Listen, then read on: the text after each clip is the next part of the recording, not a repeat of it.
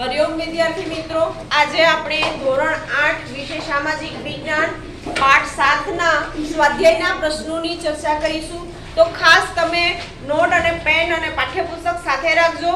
મારી સાથે સાથે તમારે પણ આ વસ્તુ નોટની અંદર નોટ ડાઉન કરવાની છે. દરેક પાઠના સ્વાધ્યાયના પ્રશ્ન તમારે દરેકની નોટમાં હોવા જરૂરી છે. આપણે પહેલા પ્રશ્નથી શરૂઆત કરીશું. પહેલો પ્રશ્ન છે, નીચે આપેલા પ્રશ્નોના એક બે વાક્યમાં ઉત્તર જણાવો. વડોદરામાં કલા ભવનની સ્થાપના કોના દ્વારા કરવામાં આવી હતી? દરેક જણ લખશે.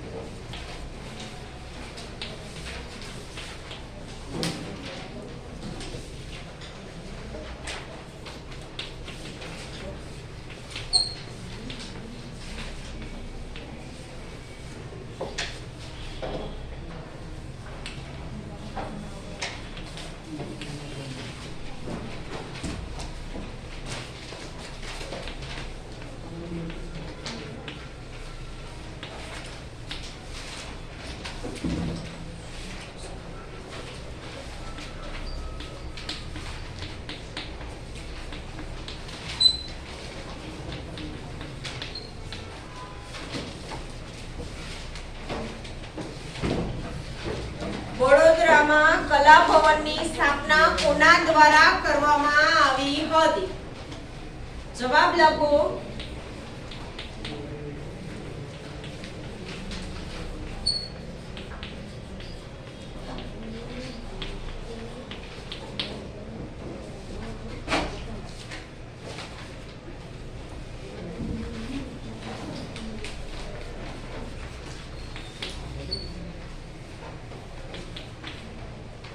વડોદરાની અંદર કલા ભવનની સ્થાપના મહારાજા સયાજીરાવ ગાયકવાડ દ્વારા કરવામાં આવી હતી.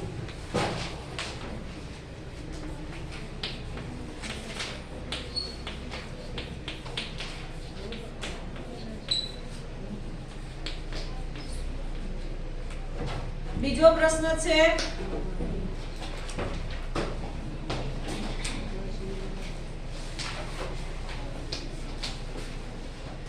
પાલ ચિત્ર શૈલીનો વિસ્તાર ક્યાં ક્યાં થયો હતો?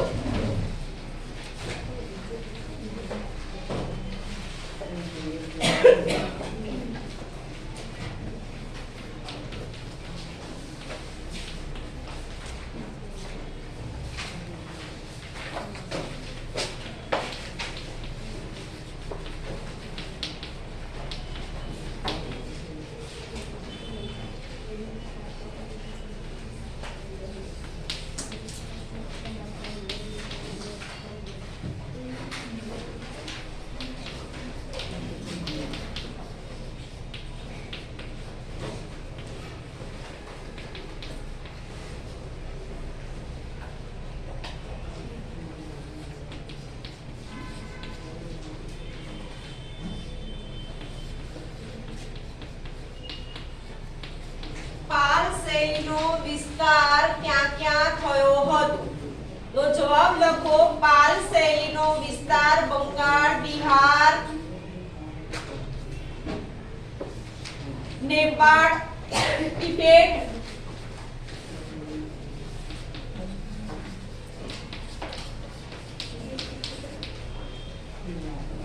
માં થયો હતો. ત્રીજો પ્રશ્ન,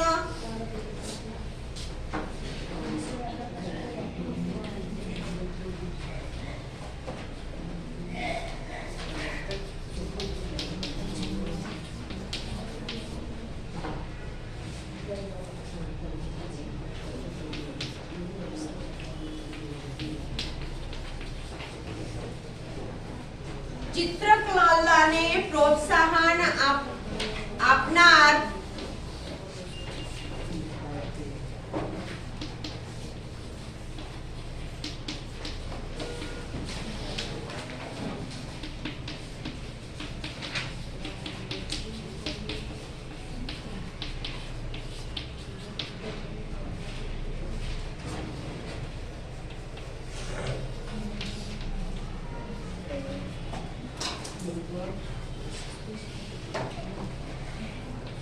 મુગલ રાજ્યો કોનો સમાવેશ થાય છે?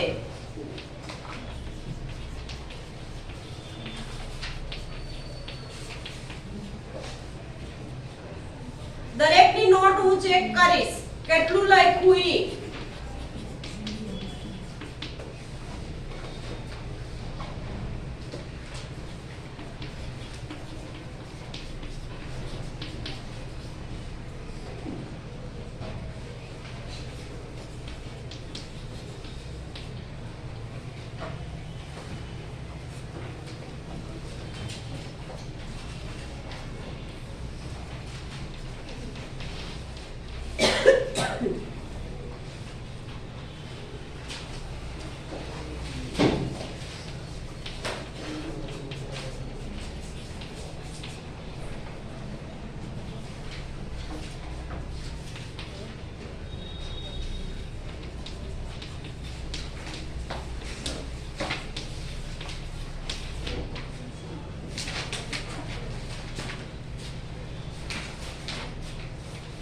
ચિત્રકલાને પ્રોત્સાહન આપનાર મુગલ રાજ્યોમાં બાબર, હુમાયું, અકબર, જહાંગીર અને શાહજહાંનો સમાવેશ થાય છે. પ્રશ્ન નંબર 4.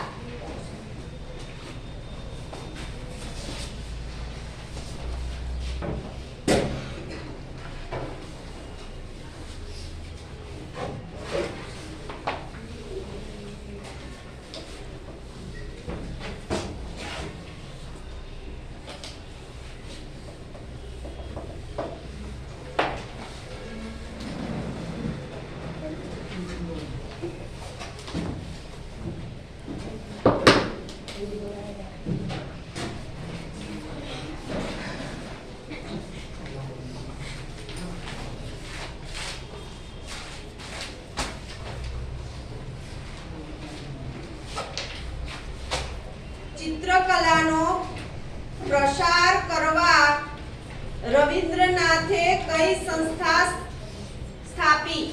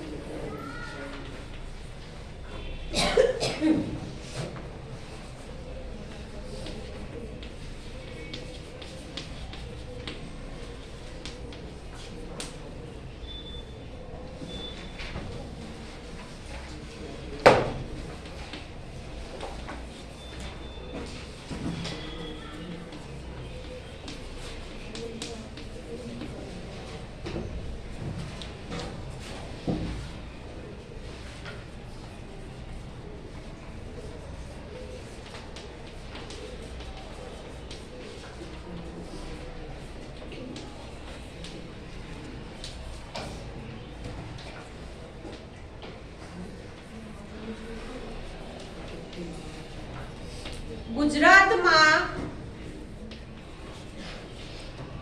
કઈ શૈલીના ચિત્રો વિશેષ મળી આવ્યા છે?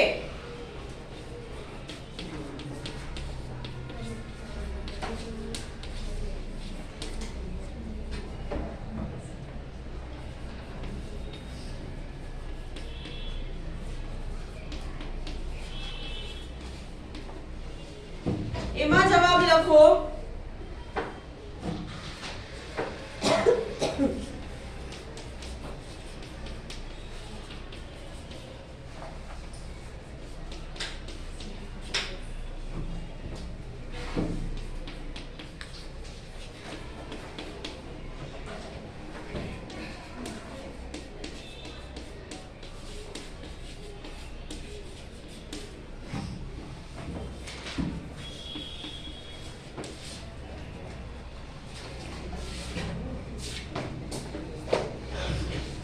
પ્રશ્ન નંબર 4 છે ચિત્રકલાનો પ્રસાર કરવા અવિન્દ્રનાથ કઈ સંસ્થા સ્થાપી? તો અવિન્દ્રનાથે બંગાળ સ્કૂલ ઓફ આર્ટની સંસ્થા સ્થાપી હતી. પાંચમું છે ગુજરાતમાં કઈ શૈલીના ચિત્રો વિશેષ મળી આવ્યા છે? તો ગુજરાતમાં જૈન શૈલીના ચિત્રો આપણે વિશેષ મળી આવ્યા છે. પ્રશ્ન નંબર 2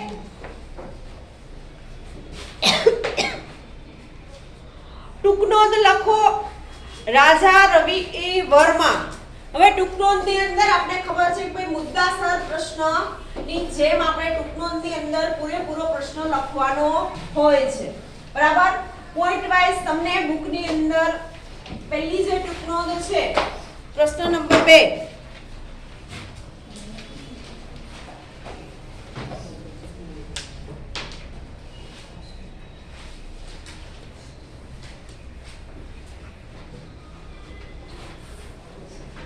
રાજા રવિ વર્મા.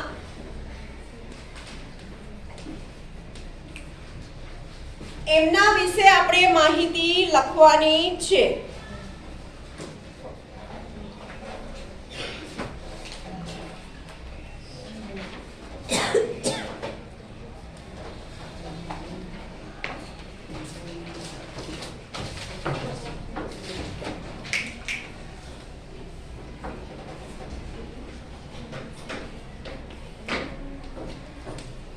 રવિ વર્મા વિશે નોંધ લખો. તો રવિ વર્મા વિશે પોઈન્ટ વાઇઝ તમે આ રીતે લખી શકશો.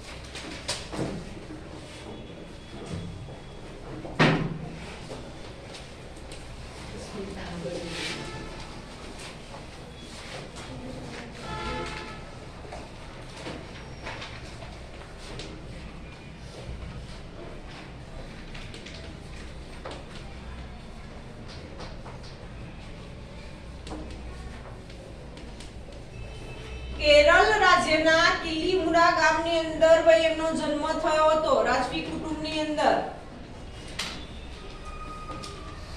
બીજો પોઈન્ટ છે રાજા રવિ વર્મા તરીકેની ભાઈ એમની ઓળખ હતી.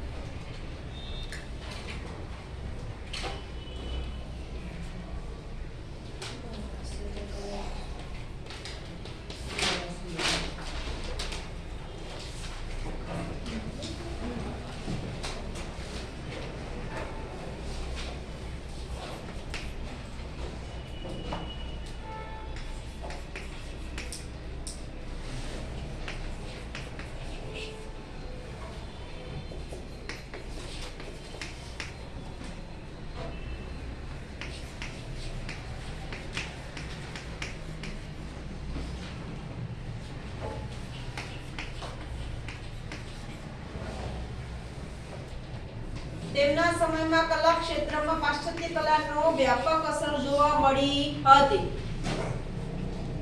રવિ વર્માએ શ્રી રામાસ્વામી નાયક અને થિયોડોર જેન્સન અને રાજવી કુટુંબમાં આવતા યુરોપિયન મહેમાન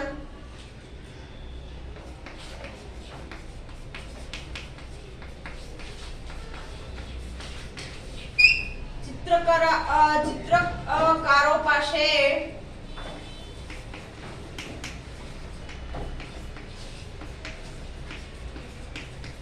શિક્ષણ મેળવ્યું.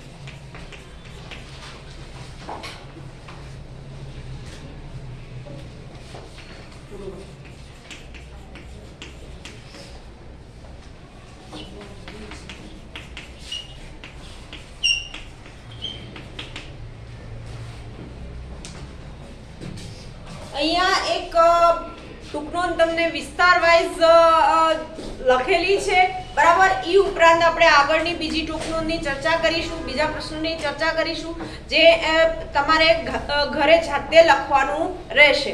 અહીંયા તમને રાજા રવિ વર્મા વિશે લખેલું છે કે ભાઈ કેરળ રાજ્યની અંદર કિલીમુંડા ગામના જન્મેલા રાજવી કુટુંબના સભ્યો હોવાથી રાજા રવિ વર્મા તરીકે ભાઈ એને ઓળખ મળી હતી. તેમના સમયમાં કલા ક્ષેત્રે પાશ્ચાત્ય કલાનો વ્યાપક અસર આપને જોવા મળે છે. રવિ વર્માએ રામાસ્વામી નાયડુ અને થિયોડોર જેન્સન અને રાજવી કુટુંબમાં આવતા યુરોપિયન મહેમાન ચિત્રકલાઓ પાસેથી કલાનું શિક્ષણ અને માર્ગદર્શન મેળવી પોતાની આગવી શૈલી વિકસાવી હતી. તેમના ચિત્રો વાસ્તવદર્શી છે. વ્યક્તિ ચિત્રો તૈયાર કરવામાં તેમની સિદ્ધિ અનન્ય હતી. તેમના ચિત્રમાં વિરાટનો દરબાર, ગંગા અવતરણ વગેરે મુખ્ય હતા. આની આગળ પણ આપણે ભાઈ પોઈન્ટ લખી શકશું. બીજી ટૂંકનોંધ આપણે છે, બોલો.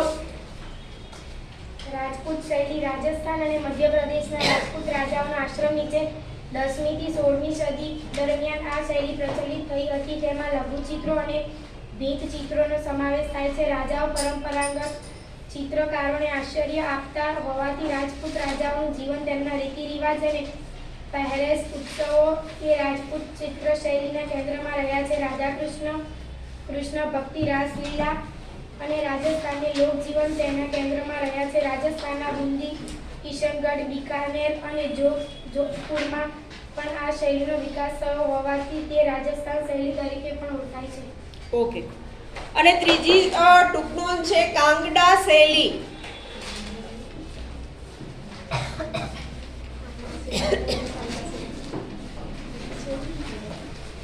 કાંગડા શૈલી પણ ભારતીય ચિત્ર શૈલીનું એક આગવું પાસું છે. હિમાલયના પહાડી પ્રદેશોમાં રાજસ્થાન અને મુગલ ચિત્રકારોએ મળીને આ શૈલી વિકસાવી હતી. કાંગડા, કુલુ, ગઢવાલ, ચંબા અને મંડી તેના મુખ્ય કેન્દ્રો હતા. મોલારામ આ શૈલીનો મહાન ચિત્રકાર હતા. આ શૈલીના મુખ્ય વિષયમાં ભગવાન શ્રી કૃષ્ણ અને કૃષ્ણ ભક્તિ ઉપરાંત હિમાલયનું સૌંદર્ય પણ જોવા મળે છે. ઓકે. આ પ્રશ્ન નંબર 2 આપણો ટૂંક નોંધનો અહીંયા પૂરો થાય છે. પ્રશ્ન નંબર 3 છે નીચે આપેલા વિકલ્પોમાંથી સાચો વિકલ્પ શોધી અને ભાઈ પ્રશ્નના ઉત્તર આપો. એમાં પહેલો પ્રશ્ન છે જલ્પ તેના તમિલનાડુના પ્રવાસ દરમિયાન નીચેનામાંથી કઈ ગુફા આની મુલાકાતે જશે? એ છે સીતાના વંશની ગુફા, અજંતાની ગુફા, બદામની ગુફા કે ભીમબેટકાની ગુફા? સીતાના વંશની ગુફાઓ. જૈન શૈલીના ચિત્રો જોવા મળે તમે નીચેનામાંથી કયો ગ્રંથ ઉપયોગમાં લેશો? અભિધમ પિટિક, અંગતર નિકાય, સુત્તપિટક કે કથાસરિત સાગર? કથાસરિત સાગર. ચિત્ર પ્રદર્શન દરમિયાન ગુજરાતના ચિત્રકારનું ચિત્ર જોઈ હિતેશ તે ખરીદી લીધું. તેણે કઈ ચિત્રકારનું ખરીદ્યું હશે? અવિન્દ્રનાથ ટાગોર, જૈમિની રાખ, પિરાજી સાગર કે અંજલિ મેનન? પિરાજી સાગર. એક ચિત્ર જોઈને તમે મૂંઝવણમાં મુકાઈ જાઓ. તે ચિત્ર જોઈ નક્કી નથી કરી શકાય કે રાજપૂત શૈલીનું છે કે કાંગડા શૈલીનું. તો ચિત્રનો વિષય કયો હશે? રાજસ્થાની લોકનૃત્યનો હશે, કૃષ્ણ ભક્તિનો હશે, હિમાલયના કુદરતી દ્રશ્ય સૌંદર્યનો હશે કે યુદ્ધના દ્રશ્યોનો? જવાબ આપો. હિમાલયનું કુદરતી સૌંદર્ય. એના પછીનો છે પ્રશ્ન નંબર 4 જોડકા જોડો. એમાં અ વિભાગ છે એ હું પહેલા બોલું છું. જહાંગીર, પાલ શૈલી, મુગલ શૈલી, દેવી પ્રસાદ રોય ચૌધરી, રવિન્દ્રનાથ ટાગોર. તો પહેલા સામે શું આવશે? ચિત્રશાળાની સ્થાપના. જહાંગીરે ભાઈ ચિત્રશાળાની સ્થાપના કરી હતી. પાલ શૈલી એમાં શું આવશે? જાતક કથાઓ અને બૌદ્ધિક સત્વના ચિત્રો. ડી. ઓકે. ત્રીજું મુગલ શૈલી. પશુઓની અને પ્રાણીઓની સાઠ માળીનો ચિત્ર. ઈ. ચોથું દેવી પ્રસાદ રોય ચૌધરી. મદ્રાસ સ્કૂલ ઓફ આર્ટની સ્થાપના. રવિન્દ્રનાથ ટાગોર. સ્પીક. ચિત્રકલાના ભીષ્મ પિતામહ. ઓકે. તો આ પાઠનું સ્વાધ્યાય અહીંયા પૂરું થાય છે. તો દરેક વિદ્યાર્થીની નોટબુકની અંદર આ સ્વાધ્યાય હોવું જરૂરી છે. બરાબર. દરેક પાઠના સ્વાધ્યાયના પ્રશ્ન એ ઉપરાંત ટૂંકા પ્રશ્ન આ બધી જ વસ્તુ તમારી દરેકની નોટબુકમાં હોવું જરૂરી છે. બરાબર. ઓછામાં ઓછા 50 થી 60 ટૂંકા પ્રશ્ન તમારી નોટબુકમાં લખેલા હોવા જોઈએ દરેક પાઠની અંદર. બરાબર. એ જાતે આપણે બનાવવાના છે ને ભાઈ જાતે લખવાના છે. આગળના ધોરણથી આપણે ભાઈ આ વસ્તુ કરીએ છીએ તો એ વસ્તુ કન્ટિન્યુ કરવાની છે દરેક વિદ્યાર્થીએ. બરાબર. તો આ વસ્તુની નોંધ લેશો. આ વિડીયોની અંદર અહીંયા સુધી આગળની માહિતી આપણે ભાઈ આગળ જોઈશું.